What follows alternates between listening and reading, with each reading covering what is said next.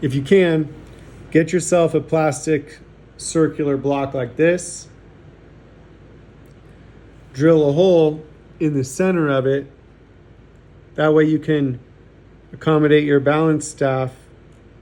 You can check your pivots on both sides, and you can drill a half circle, put some Rodico to keep your balance screw safe. Then when everything's checked, you can install your balance wheel.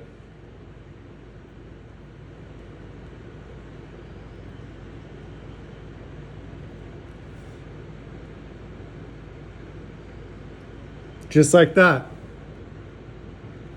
And you have your screw here.